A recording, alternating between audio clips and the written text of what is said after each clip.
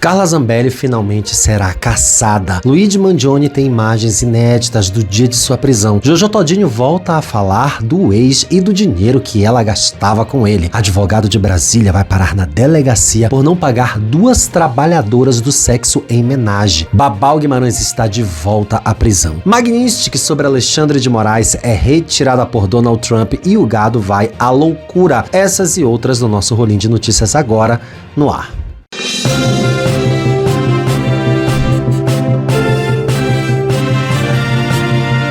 Olá, minhas ourinhas, eu sou Márcio Rolinho, criador e apresentador deste dominical, onde a gente requenta todas as notícias aí da semana que vocês viram, que vocês não viram, e a gente dá um pouquinho de sal, de deboche, de pitaco em tudo que aconteceu durante a semana. E aqui debaixo tem o nosso Apoia-se e o nosso clube de membros pra você se cadastrar e mandar uma graninha pra gente continuar fazendo vídeos legais a semana inteira. E é muito importante que você siga esse canal. Seguir esse canal é a melhor coisa que você faz pra sua vida, ou a pior coisa, a gente nem sabe dizer. E vamos de notícias.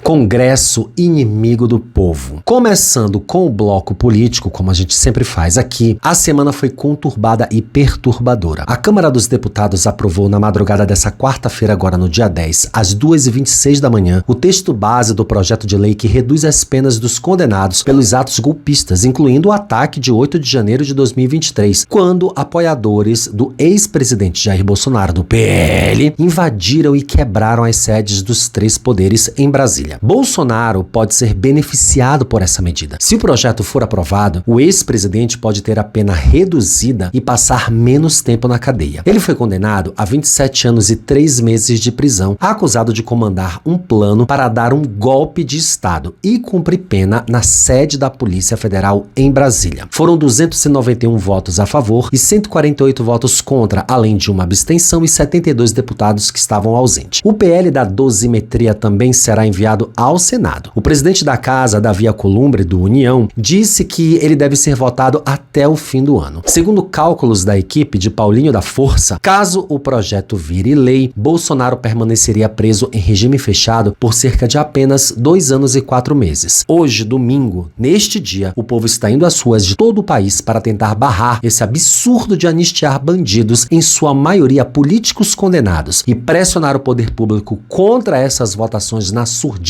na madrugada, a fim de cercear o direito do povo. Vamos todos às ruas.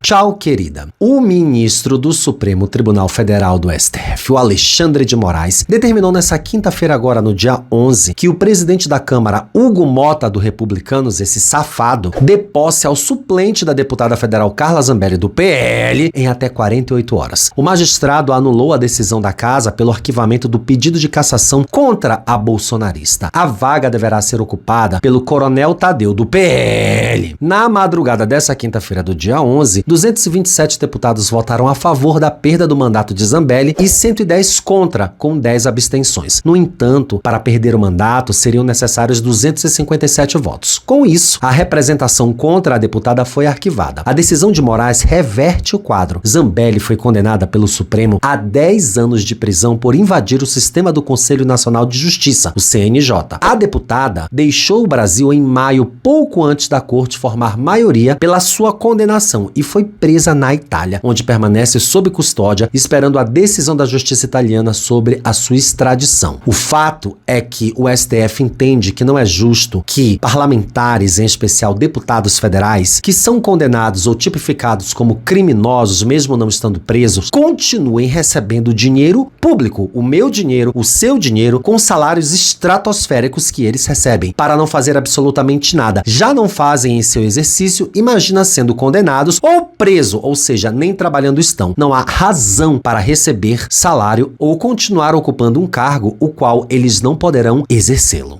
Fim das cotas raciais. Deputados estaduais de Santa Catarina aprovaram um projeto de lei que extingue as cotas raciais na Universidade Estadual e instituições de ensino que recebem dinheiro do governo. Olha o nível de loucura. Desde antes da apreciação da Assembleia Legislativa na quarta-feira, agora no dia 10, a proposta foi alvo de questionamento sobre a constitucionalidade da medida, que ainda precisa de sanção do governador Jorginho Melo, de onde? Do PL, claro. Entidade Entidades como o Ministério Público e Defensoria Pública questionaram a validade da medida, assim como a Universidade de Santa Catarina, a UDESC, principal afetada caso a legislação seja validada. A última sessão do ano na Assembleia Legislativa também foi marcada pela aprovação de um pacote com mais de 60 projetos, incluindo o aumento da gratificação para parte dos parlamentares, criação de novos cargos e autorização para a instalação de câmeras dentro das salas de aula. Universidades que descumprirem a lei poderão pagar multa de 100 mil por edital e ainda perder verbas públicas. Olha que louco. Vamos ter que te multar se você beneficiar pessoas pretas e ainda vamos criar aqui novos projetos que dão mais dinheiro pra gente e a gente vai supervisionar as salas de aula com câmeras, cerceando a liberdade das pessoas, dos alunos, ferindo diversos direitos humanos e a Constituição. Continuam permitidas cotas para pessoas com deficiência, estudantes de escolas públicas e critérios econômicos. O fim das cotas raciais deve atingir estudantes da Universidade do Estado de Santa Catarina, que é a UDESC, instituições do sistema ACAF, Associação Catarinense das Fundações Educacionais, e faculdades privadas que recebem bolsas do programa da Universidade Gratuita e do Fundo de Apoio à Educação Superior, que é o Fundesc. A medida não afeta as universidades federais, como a Universidade Federal de Santa Catarina, a UFSC, nem institutos federais. Nada de novo sob o sol de quem vai descer para BC. Nada de novo em Santa Catarina. Nada de novo para deputados que governam um estado que é território indígena, que tem uma história fundamental no desenvolvimento desse país e que despreza atualmente toda a identidade cultural, a ancestralidade e o direito dos cidadãos que lá vivem. Que um dia Santa Catarina possa respirar em paz.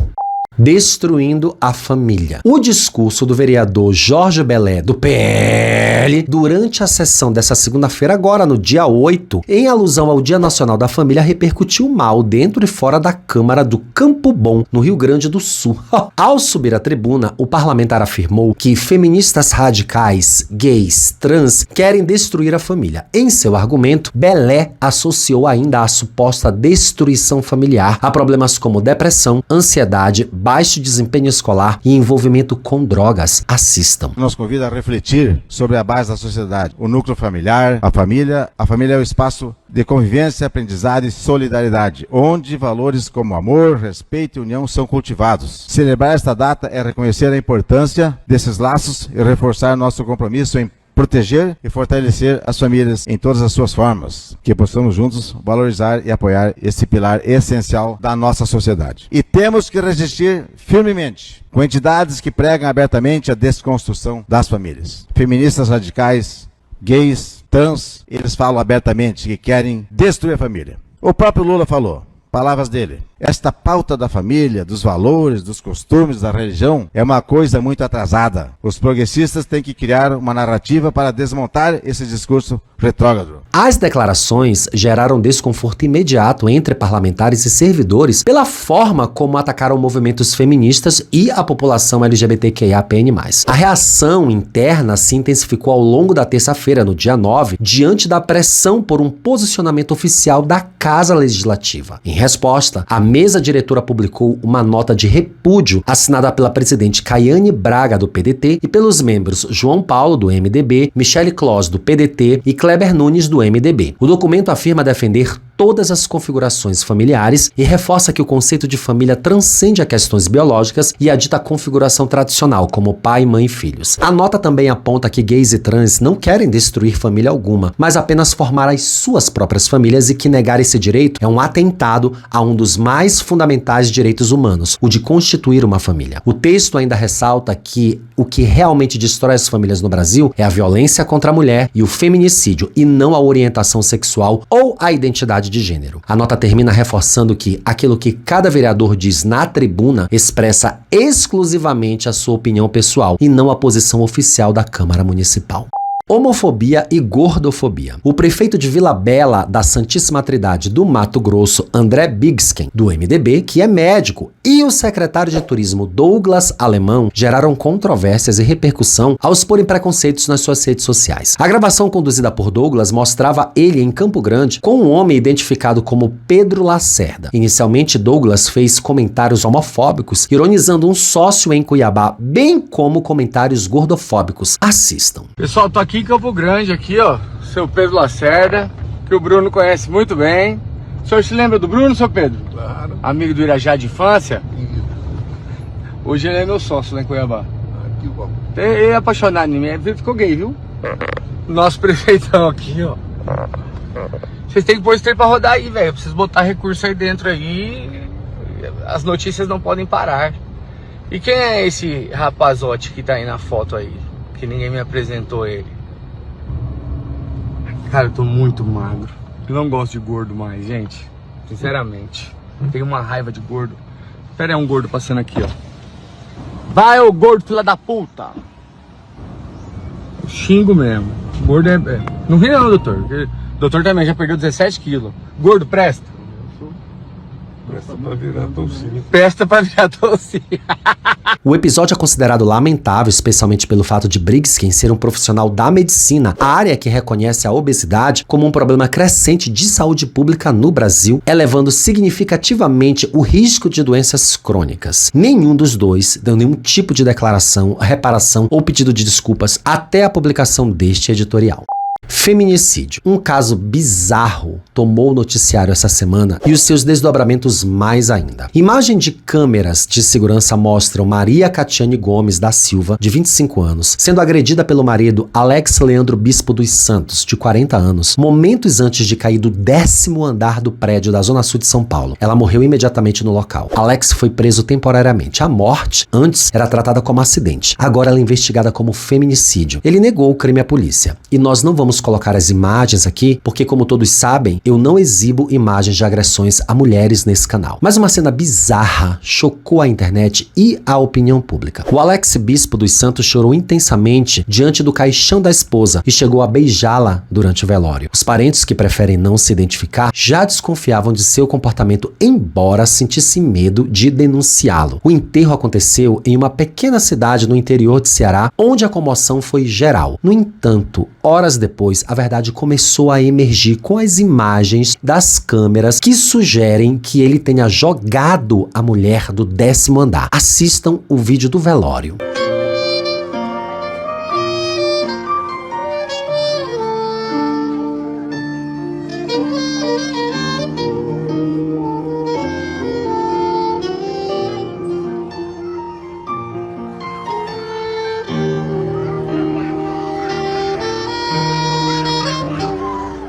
Em seu depoimento na polícia, ele anunciou que faria uso do direito constitucional de permanecer em silêncio, muito bem orientado pelos advogados. Com isso, ele desistiu de colaborar com os investigadores naquele momento. Ele é investigado pelo crime de feminicídio consumado contra a esposa. Durante a ação policial, as equipes apreenderam um iPhone 17 de propriedade do Alex Leandro, que foi encaminhado para a perícia. O objetivo dessa apreensão é verificar imagens, registros e outros dados que possam ajudar a esclarecer o que aconteceu na madrugada do crime. As imagens mostram a Maria Catiane sendo arrastada pelo estacionamento enquanto tenta resistir às agressões. Mesmo tentando se segurar, ela não conseguiu escapar. Ele pega e arrasta ela para fora do elevador. Menos de 2 minutos depois, Alex Leandro a retira do elevador de forma brusca. Cerca de 1 minuto após sair com a vítima, ele retorna sozinho ao elevador, coloca as mãos na cabeça e se senta em um gesto que aparenta desespero. Tem uma foto disso aí. E acreditem,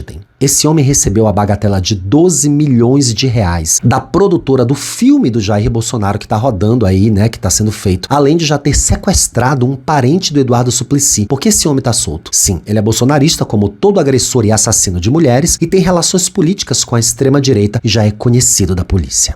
De volta à prisão. O promotor Wesley Fernandes, da 51ª Promotoria de Justiça da capital, disse que o influenciador digital Babal Guimarães, irmão do ex do Carlinhos Maia, Lucas Guimarães, preso nessa quarta-feira, dia 10, após ser flagrado agredindo a namorada, não tem condições de viver em sociedade nesse momento. Segundo Fernandes, esse é o 3º caso de agressão contra a mulher envolvendo aí o Babal. O episódio mais recente ocorreu no dia 28 de novembro, a gente falou disso aqui, e foi registrado por uma câmera de segurança. As imagens mostram o influenciador puxando o cabelo da namorada, também a influenciadora Carla Lessa empurrando-a contra a parede e arremessando um objeto durante uma discussão. Não vamos mostrar essas imagens por razões já explicadas aqui. Babau cumpria a pena em regime aberto pelo crime cometido contra a ex-esposa em 2019 em Penedo, interior de Alagoas. Após um novo flagrante, a justiça determinou a regressão cautelar de regime. Na decisão, o juiz afirmou que o influenciador descumpriu as condições impostas, o que tornou impossível a permanência do regime atual de cumprimento da pena. Ele havia sido advertido de qualquer nova irregularidade que isso resultaria na regressão automática. O promotor disse: espera-se que ele venha a se ressocializar para que uma situação como essa nunca mais se repita. Tomou um exposed. O advogado Hans Weberlin contratou 2 garotas de programa e as levou para um escritório na Península dos Ministros, em Brasília, e resolveu não pagar as putas. Ele queria dar um calote de nada menos que R$10 mil.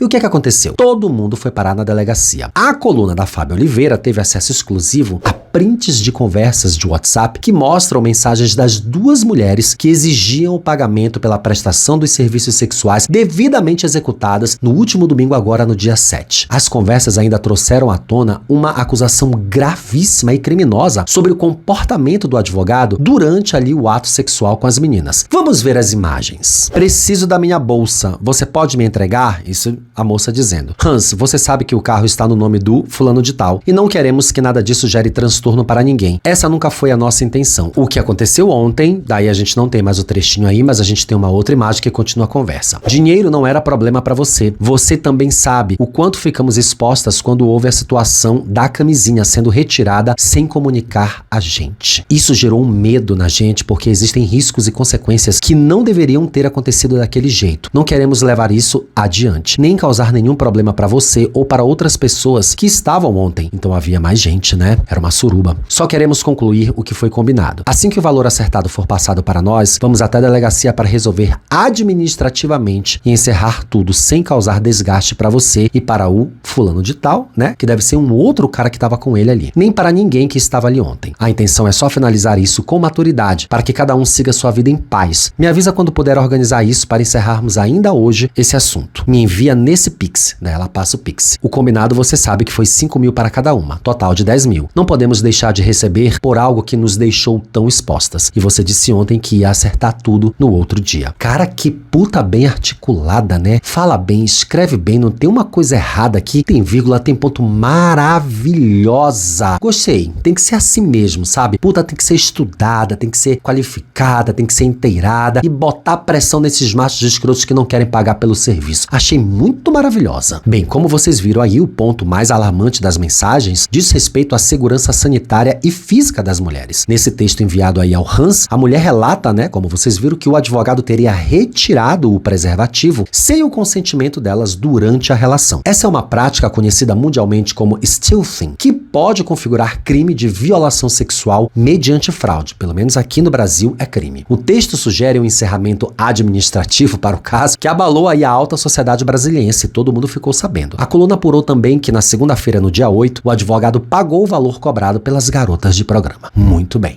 Nome social. O repórter Ricardo Ismael, do Jornal da Manhã da TV Bahia, fez ao vivo uma maravilhosa correção ao colega Carlos Augusto, que se referiu à jovem trans Rihanna Alves, de 18 anos, pelo seu nome morto, ou nome de batismo, como quiser dizer. Durante a cobertura do caso de assassinato da Rihanna, que chocou toda a população LGBT, o apresentador fez uma intervenção imediata, fazendo questão de reforçar no ar a importância do uso adequado do nome social. Ricardo lembrou que o nome de batismo, ou nome morto, deixa de ser utilizado quando a pessoa afirma a sua identidade de gênero, e ele reiterou que insistir em fazê-lo é uma forma de revitimização. Assistam. Aí a gente se refere a ela pelo nome social, Rihanna, né? Desde que se assume a identidade trans, morre seu nome de batismo, não se refere-se a ele, porque também é mais uma forma de violentar pessoas que são tão violentadas tanto todos os dias nessa sociedade, que é a sociedade brasileira que mais mata pessoas trans em todo o mundo, e quem diz isso é a Associação Nacional das Travestis. Rihanna Alves foi assassinada na noite de sábado do dia 6 por um motorista de aplicativo de 19 anos. O jovem levou o corpo dela até uma delegacia delegacia, confessou o crime e mesmo assim acabou liberado para responder aí em liberdade, um fato que gerou grande indignação de ativistas e coletivos LGBT da Bahia. 4 dias depois, diante da repercussão do caso e da conclusão do inquérito, a Polícia Civil confirmou a prisão de Sérgio Henrique Lima dos Santos, de 19 anos, investigado por matar a Rihanna. Ele foi localizado em Serrinha, que é um município mais ou menos 900 quilômetros do local do crime. A sua prisão preventiva já havia sido solicitada após o avanço das investigações. Que ele aguarde essa investigação e que ele seja condenado e não saia tão cedo da cadeia. E que todos nós tenhamos em mente que Rihanna foi morta porque ela era uma mulher transexual. Esse é um crime de transfobia, onde pessoas trans são mortas simplesmente por serem quem elas são.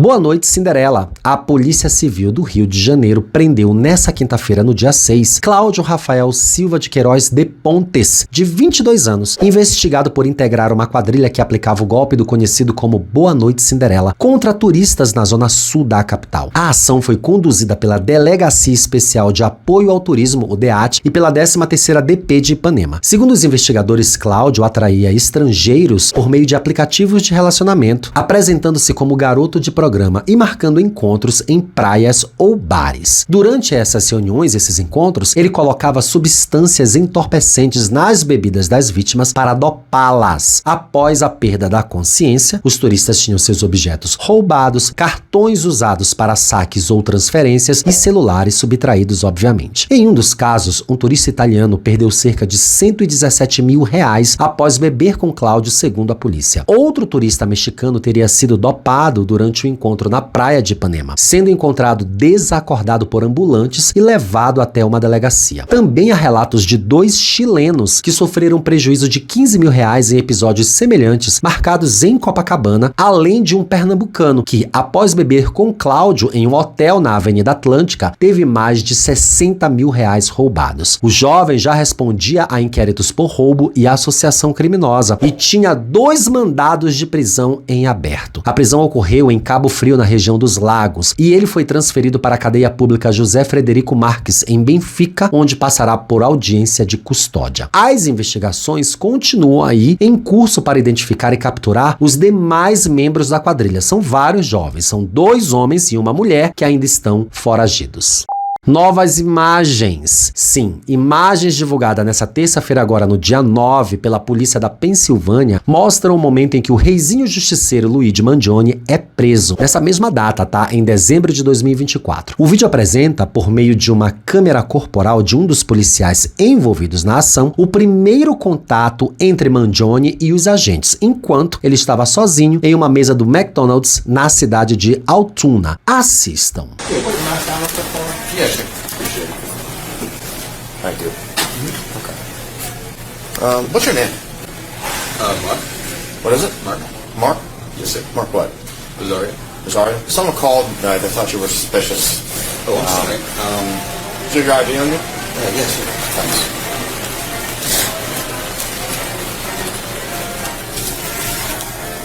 I thought she looked like someone. You okay to? You want to run? 26, 27, 29 out of New Jersey.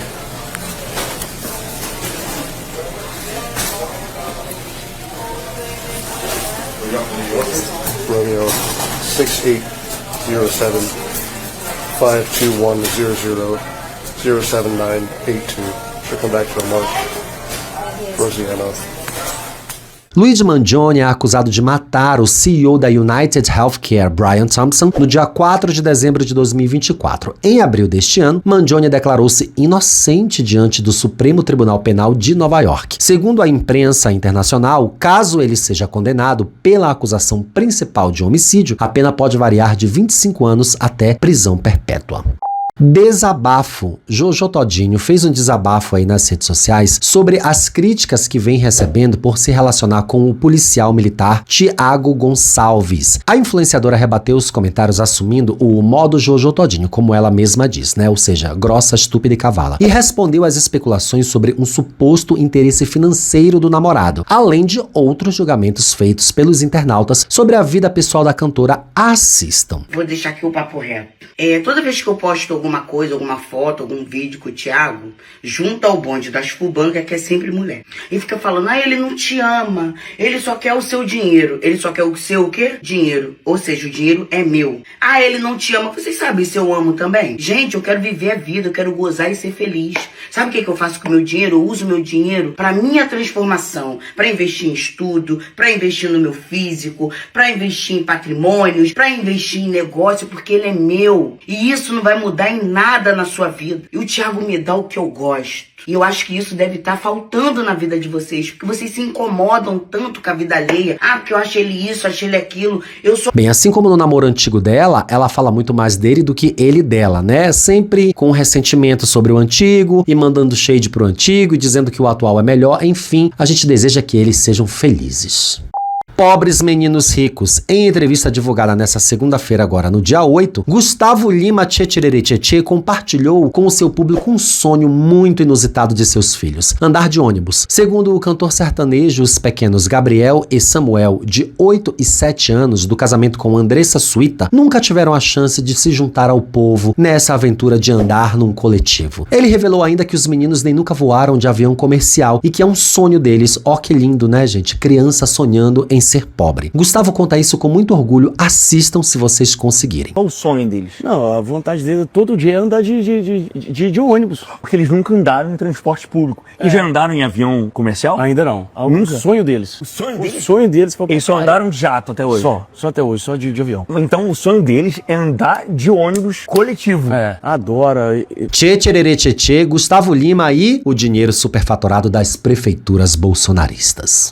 Lei Magnitsky revogada. E pra gente encerrar esse dominical, temos a notícia mais inusitada da semana. O governo dos Estados Unidos anunciou nessa sexta-feira, dia 12, que retirou as punições ao ministro do STF, Alexandre de Moraes, e à esposa dele pela Lei Magnitsky. A empresa da família do magistrado também foi livrada das punições. O presidente Luiz Inácio Lula da Silva, do PT, havia pedido ao presidente dos Estados Unidos, o Donald Trump, a retirada das sanções contra as autoridades brasileiras, porque elas não faziam sentido nenhum, né? A aplicação da Lei Magnitsky contra Moraes e sua esposa Viviane Bassi de Moraes veio após ameaças feitas pelo governo Trump, logo após o ministro do Supremo Tribunal Federal determinar a prisão domiciliar do ex-presidente Jair Bolsonaro, do PL. Na ocasião, a Casa Branca passou a discutir um conjunto de medidas em resposta à prisão do Bolsonaro. Entre elas, a ampliação do tarifaço ao Brasil, a aplicação da Lei Magnitsky a mais integrantes do Supremo e a suspensão do visto de juízes auxiliares da Corte, de autoridades da Polícia Federal e da Procuradoria-Geral da República, além de políticos com atuação no STF. Bem, agora o gado está chorando em posição fetal, porque o Lula foi aos Estados Unidos, fez suas negociações, conversou, deu uma foto sorrindo com o presidente dos Estados Unidos, o Donald Trump, tudo aquilo que o Bananinha mais temia, porque ele achava que ele estava negociando questões do Brasil com o presidente dos Estados Unidos. E não estavam. E é uma dura realidade que ele está tendo que enfrentar desde o momento que essa notícia surgiu, no momento em que eu estou gravando esse jornalzinho. É muito bom terminar essa edição com essa notícia, porque a gente está provando aqui para todos que a democracia deste país é gerida, ela é organizada, feita, fundamentada por quem governa e quem vive nesse país. Quem está fora não tem que meter seu dedo, seja estadunidense ou seja brasileiro.